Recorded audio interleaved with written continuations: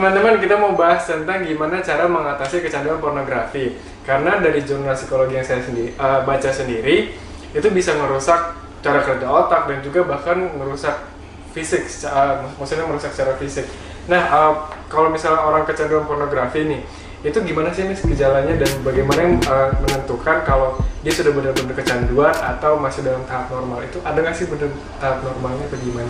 Oke, yang namanya pornografi itu kan sekarang karena ada media internet, ada gadget, jelas orang lebih gampang untuk mengakses area sana.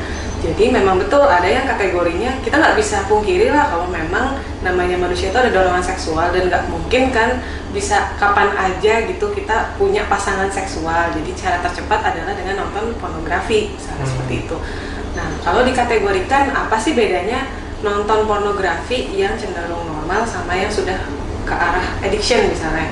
Nah, kalau sudah ke arah kecanduan, sama seperti kecanduan lain, pertama ada craving atau misalnya ada sakau gitu. Kalau nggak ada kok kayaknya gelisah, nggak bisa fokus, badan nggak enak. Lalu ada juga peningkatan dosis. Jadi misalnya cuma butuh sehari 1 kali nonton, lama-lama butuh 3 kali nonton baru puas. Lama-lama dengan tema yang biasa, yang standar, nggak bisa. Biasanya lebih menegangkan, lebih memicu adrenalin yang lebih seru lah, baru dia bisa puas gitu. Jadi lama-lama juga dari dosis dan kebutuhan pun bertambah. Selain itu juga ada sakaunya tadi gitu.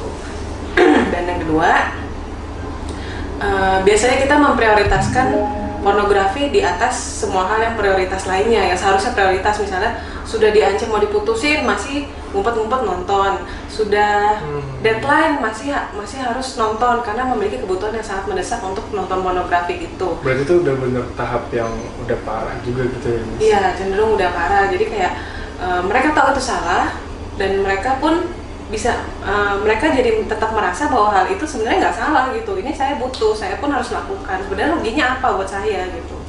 Lalu yang ketiga, biasanya mereka akan kalau ketahuan atau misalnya diminta untuk berhenti, merekanya yang defensif. Entah mereka marah atau jadi kasar atau misalnya jadi mereka kayak memberikan argumen-argumen yang enggak kok, sebenarnya enggak, aku enggak gitu. Padahal mereka sendiri tahu bahwa mereka sulit untuk stop.